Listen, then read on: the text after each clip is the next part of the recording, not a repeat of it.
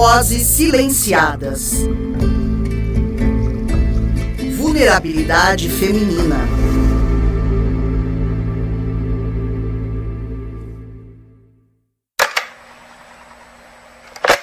Este episódio contém depoimentos de violência contra a mulher que algumas pessoas podem considerar perturbadoras e causar gatilhos.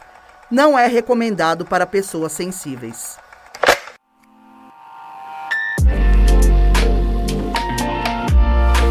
Na Lei Maria da Penha, a violência moral é definida por qualquer conduta que configure calúnia, difamação ou injúria. Alguns exemplos disso são acusar a mulher de traição, emitir juízos morais sobre a conduta, fazer críticas mentirosas, expor a vida íntima, rebaixar a mulher por meio de xingamentos e desvalorizar a vítima pelo modo de se vestir. É uma violência muito naturalizada e, por isso, não é dialogada. Olá, eu sou Ariel Helena e esse é o Vozes Silenciadas, Vulnerabilidade Feminina, um podcast que aborda violências praticadas contra mulheres no Brasil. Neste episódio, vamos trazer a história da jornalista e gerente de marketing, Juliana Abamonte, que inclusive criou uma ONG chamada Soul Sisters, que ajuda gratuitamente vítimas de violência. E contar com a participação e experiência profissional da delegada de polícia de São Paulo, Jamila Jorge Ferraz, que atualmente coordena 138 delegacias de polícia da defesa da mulher no estado de São Paulo. Infelizmente, Juliana Abamonte não teve muita sorte com seus relacionamentos amorosos. Hoje, aos 35 anos, ela conta que já passou por vários relacionamentos abusivos. Ela relembra que em um desses relacionamentos a deixou com profundas feridas emocionais. Neste episódio, vamos focar apenas no relacionamento de Juliana com o seu primeiro namorado, que neste caso a violentou moralmente. Eu estava no bar com os amigos, ele bebia muito, então isso fazia a violência piorar, se intensificar, e aí eu estava no bar, e aí eu estava assim, sentada de frente para os meus amigos. Obviamente eu não estava enxergando o que vinha atrás, e aí eu lembro deles fazerem uma cara de medo, assim, de quem estava vendo um fantasma, e era o meu ex vindo. E aí eu já, na hora, assim, eu não tive muita reação, não entendi o que estava acontecendo, e ele veio pro lado da mesa, começou a berrar, a me xingar, a dizer que eu era puta, que eu era vagabunda, que eu tava fazendo naquela mesa com um monte de homem, e olha essa roupa, e aí ele esfregava a minha cara assim, tira esse batom ridículo de puta, não sei o quê, e tava um bar lotado, uma música tocando, e de repente o bar parou, a música cessou, e todo mundo tava olhando pra minha mesa. Eu conto aqui e me arrepia, porque eu lembro exatamente do que eu senti naquele momento. Eu queria um buraco para enfiar minha cabeça de vergonha. Eu não consegui reagir, porque quando a gente tá acuada, quando a gente tá ameaçada, a gente paralisa, a gente tem medo de reagir e daquilo ficar pior. E assim, eu lembro de pessoas rindo, eu lembro de pessoas apontando. Teve um amigo que levantou e me defendeu, mas todo o resto ficou em silêncio. E, gente, ficar em silêncio é ficar do lado do agressor. Ainda bem, eu tive esse amigo, homem, inclusive, que levantou, enfrentou e falou, para com isso, vai embora, eu vou chamar a polícia e tal. Não chegou a chamar porque o cara foi embora, mas, me acompanhou até em casa, ficou de prontidão. A delegada Jamila Ferraz faz uma análise sobre o real motivo que leva as pessoas a se calarem diante desses acontecimentos de violência contra a mulher, que são praticados muitas vezes em locais públicos.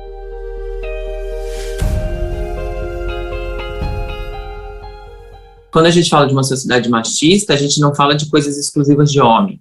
Mulheres também são machistas. Até porque a maioria dos homens machistas foram criados por mulheres machistas. Dificilmente alguém vai falar que foi criado pelo pai. Na verdade, a maioria de nós somos criados pelas nossas mães, porque vivemos numa sociedade machista. Então, o machismo estava presente em todos os setores, não só na sociedade, dentro de casa, mas também em toda a sociedade. E aí, quando as pessoas riem de um xingamento, de uma humilhação, e não fazem nada para ajudar, remete àquela máxima que não é verdadeira e que a gente tem que batalhar para que as pessoas esqueçam que em briga de marido e mulher ninguém mete a colher. A maioria das pessoas tem isso meio que guardado na memória. Eu vou me meter na briga, depois amanhã eles estão juntos de novo. Mas por que eu vou me meter? Deus me livre, vai sobrar para mim. Ele pode me bater. E aí as pessoas deixam acontecer crimes porque são machistas, porque não querem se meter naquilo que elas acham que seria uma briga de casal. E não é, né? Uma briga de casal muitas vezes é crime e por isso temos que denunciar. A Juliana explica que conheceu seu ex-agressor através de amigos em comum. Eles estudaram na mesma escola por muitos anos e quando ela tinha 17 anos, começaram a namorar. O relacionamento terminou quando Juliana completou 21 anos. A gente estudava na mesma escola, na verdade desde muito pequenos, desde o pré, e aí a gente foi até o ensino médio na mesma escola, com amigos em comum. Foi assim que eu conheci. E ele já era extremamente abusivo e violento com a ex dele. E eu, sem, infelizmente, a informação e a consciência que eu tenho hoje, como muitas mulheres pensam, eu achava que comigo ia ser diferente. E, na verdade, a gente não é a exceção, a gente é a próxima vítima sempre. Então, eu não me dei conta, não percebi, não escutei, inclusive, pessoas próximas a mim que já me alertavam. E, infelizmente, caí no relacionamento e nele fiquei 4 anos até conseguir, enfim, me libertar. Depois de muito custo, mas consegui. A violência moral e a psicológica costumam ser muito confundidas. Por isso, é importante entender a diferença entre elas. A violência psicológica é toda a ação que causa dano emocional, diminuição da autoestima ou que impeça o direito de fazer as próprias escolhas. Enquanto a moral é depreciar a imagem e a honra da vítima por meio de calúnia, difamação ou injúria, como espalhar boatos e falsas acusações. A delegada Jamila revela como a polícia recebe a denúncia no caso de violência moral.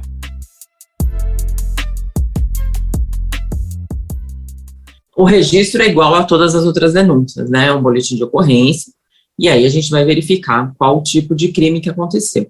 Se é a calúnia, se é a injúria ou se é a difamação, né? Que são crimes que constam lá no Código Penal brasileiro, e que aí, dependendo do que for, por exemplo, se ela estiver sendo acusada de um crime, a gente registra como calúnia. Se ela estiver sendo ofendida com relação à sua moral, né, a sua forma de agir diante da sociedade, pode ser injúria ou pode ser a difamação. Aí vai depender de qual crime que aconteceu. Só que nesses casos, especificamente desses 3 tipos, vamos dizer assim, de violência moral, o Código Penal, o sistema jurídico brasileiro, ele exige que a mulher entre com uma queixa-crime. O que eu quero dizer? Eu, policial, não posso investigar sem que a mulher peça para eu investigar e que ela entre com um pedido. Polícia, eu quero que você investigue, o pedido se chama queixa-crime, porque é o que a gente chama juridicamente, né, de uma ação penal privada. Privada porque diz respeito única e exclusivamente à mulher. E por isso é ela que tem que decidir se ela quer que se investigue, que se processe, que se condene aquele agressor. Juliana detalha como eram as violências morais que sofreu quando ainda estava em um relacionamento com seu ex-namorado. Apesar desse tipo de violência não deixar marcas físicas, existe um enorme dano psicológico que a vítima sofre. Por esse motivo, as 2 violências geralmente acontecem juntas. Olha, elas eram praticamente diárias, porque existia muito controle, existia muito exercício de poder nessa hierarquia de homens sobre mulheres, e isso é geral. Era só uma representação do que a gente vê na sociedade como um todo, então existia muito controle de como eu agia, de como eu me portava, do que eu vestia, com quem eu falava, que amigos eu tinha, que lugares eu frequentava, sabe? Então, a todo momento, ele me atacava, ele me xingava, ele fazia juízo de valor, de moral, de índole, de caráter comigo, por eu ser quem eu sou. Então, é basicamente isso, assim. E não tinha restrição, tá? Era na frente dos meus pais, era na frente dos meus amigos, era na frente dos pais dele, e ele fazia isso dentro de casa, com a própria mãe, com o próprio pai. E o perigo disso é que rolava o escalonamento da violência para a física, para a tentativa de homicídio, para perseguição, para uma série de coisas. Então, a violência moral, como outras violências não físicas, elas carregam esse grande perigo, é escalonar para a violência física e para um possível feminicídio. Então, é por isso que é tão importante conseguir reconhecer a tempo, sabe? Para tentar romper o ciclo e não correr esse risco. Durante o relacionamento com seu ex-namorado, Juliana realizou 7 boletins de ocorrência na delegacia, mas retirou a queixa de 6. No último documento, ela seguiu adiante na justiça e conseguiu uma medida protetiva de distanciamento. Olha, eu já tô tão velha que na época que eu vivi isso, ainda não existia a Lei Maria da Penha e não existiam delegacias da mulher. Mas eu denunciei e fiz 7 BOs, eu retirei 6, porque rolava muita manipulação. Vítima desse tipo de violência fica muito confusa, ela perde a noção da realidade, do que é certo, do que é errado, ela se sente culpada, ela se sente envergonhada. Então, por muitas vezes eu retirei o BO, até que realmente eu me vi em perigo de vida na mão dele. Por um milagre eu tô aqui contigo hoje conversando. E aí foi quando minha ficha caiu de que eu realmente precisava tomar uma atitude e prosseguir com a denúncia, com o processo. E aí sim, eu denunciei e aí determinaram o afastamento, então ele não podia chegar perto de mim. Não lembro exatamente quantos metros, tinha lá determinado, sei lá, 200, 300 metros, ele não poderia chegar perto. E aí eu acabei por outras coisas, outras questões da minha vida tendo que mudar de bairro, de região, e foi o que me ajudou, assim, a me libertar e a ele não me encontrar mais com tanta facilidade. Jamila Ferraz explica que na época em que ocorreram as agressões, Juliana ainda tinha a possibilidade de retirar a queixa. Porém, com a instauração da Lei Maria da Penha em 2006, aconteceram algumas mudanças na justiça. A delegada explica mais sobre esse assunto. Quando a Lei Maria da Penha ela vem em 2006, tem lá um artigo na lei que é proibido a mulher pedir para tirar o BO na delegacia de polícia. Então, se eu instaurei inquérito e a mulher chegar e falar, não quero mais o boletim de ocorrência, eu não posso fazer nada. Eu, como delegada de polícia, não posso fazer nada. Eu continuo investigando, eu sigo o inquérito, encaminho para o Poder Judiciário, e aí lá no Poder Judiciário é feita uma audiência. Então essa mulher é chamada na frente do juiz e do promotor para explicar por que ela não quer mais que esse cara seja processado. E aí, ela explicando, vai se decidir se a explicação é convincente, e aí ok, extingue o processo, ou se não, mesmo com a explicação, percebe-se que ela está sendo vítima, sei lá, de uma violência psicológica, ou que o caso é grave e que não dá para ela está sendo perseguida, sei lá, um crime mais grave. E aí, pode, mesmo que ela não queira, pode continuar o processo, sim. Quem vai decidir isso é o juiz. Juliana revelou que as piores coisas aconteceram quando seu ex-namorado não aceitou o fim do relacionamento. Foi aí que ela precisou recorrer à medida protetiva, porque seu agressor passou a intimidá-la. Não aceitou. Eu lembro dele ter dormido 3 dias dentro do carro na porta da minha casa. Ele ia até a minha faculdade, ele invadia a minha sala de aula, ele invadia as festas onde eu estava. Uma vez ele fechou o ônibus público, que eu estava voltando da faculdade, o motorista teve que parar, ele entrou no ônibus e me tirou arrastada pelo cabelo. Ele me perseguia nos lugares onde eu ia com os meus amigos. Eu lembro que pouco tempo depois eu já estava ficando com outro cara e ele ficou na rua de baixo esperando a gente voltar de um rolê, quebrou o carro do cara inteirinho, tipo com uma barra de ferro. Então, assim, vivi o inferno, porque, assim, o maior não que um agressor pode escutar é no término, e é nesse não que as piores coisas acontecem, porque ele não aceita, porque ele controla, ele se acha dono de você e ele não vai aceitar o término. É uma fase extremamente difícil. A rede de apoio faz toda a diferença. Família, amigos, um projeto como a ONG, profissionais que você pague, né, de forma particular. Tudo isso vai fazer muita diferença para você se manter forte, sabe? Para você não ceder para o medo, para você não ceder para a manipulação, para você não ceder para a chantagem, para a vergonha, para uma série de coisas, para conseguir avançar nesse processo e, de fato, finalizar, né? E, de fato, se libertar. Hoje, Juliana é casada e vive uma relação saudável. Por ter vivido tantos traumas, resolveu criar a ONG Soul Sisters, que acolhe mulheres vítimas de violência doméstica. E conta como foi a separação do seu antigo relacionamento.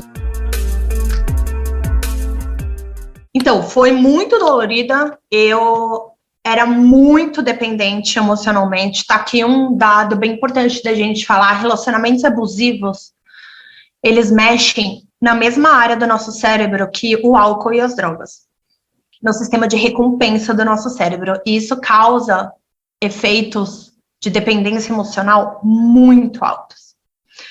É por isso que as pessoas não entendem como uma vítima de violência doméstica volta, reata o relacionamento, termina, volta.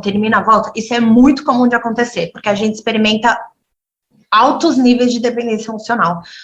Então, além de tudo, né, além de toda a situação que você está vivendo, de vergonha, de medo, de constrangimento, você ainda está vivendo como se fosse abstinência. Você sofre de abstinência, realmente, assim. Você precisa ter muita ajuda de uma profissional, uma psicóloga, psiquiatra, o que quer que você precise nesse momento para conseguir realmente romper isso. Então, para mim foi muito dolorido. Eu sofria realmente com a falta, com a ausência. Eu sentia muita vontade de mandar mensagem, de ligar, de conversar, de ter aquela pessoa por perto, mas eu sabia que não era o certo, né? Que eu estava correndo risco na mão dele. Foi assim, foi dolorido. A gerente de marketing Juliana Abamonte carrega até hoje as marcas das dores daquela época e lembra, através de uma música, o período mais difícil da sua vida e de toda a melancolia e tristeza que sentia. Gente, eu era emo quando eu era nova. Eu escutava muito Fresno na época. Ai, que vergonha falar isso, mas enfim. Não, mentira, que eu gosto até hoje, vou confessar. Chama Cada Poça Dessa Rua Tem um Pouco de Minhas Lágrimas. Olha isso, que pesado, gente. Em cada poça dessa rua, você vai me ver. Em cada gota dessa chuva, você vai sentir minhas lágrimas. Em cada dia da sua vida, você vai chorar lágrimas sofridas que não vão somar 1/10 do que eu sofri, o quanto eu sofri. Então, eu lembro que essa parte me marcou muito, porque eu meio que cantava pra ele, assim, você ainda vai sofrer, mas não vai chegar a 1/10 do que eu sofri, porque realmente não chega, né? Pro homem não chega, eles não fazer ideia do mal que eles fazem pra gente pro resto da vida, quando eles são abusivos e violentos. Viver sem você.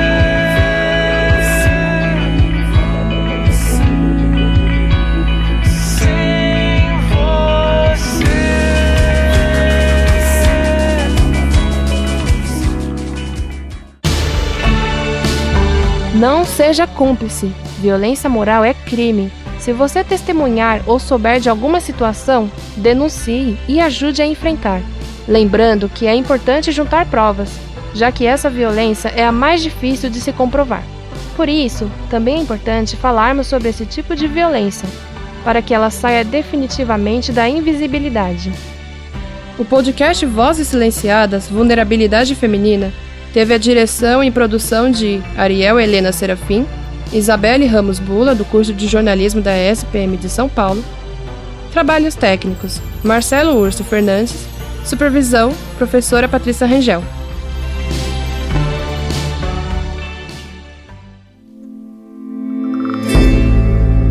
Vozes Silenciadas. Vulnerabilidade feminina.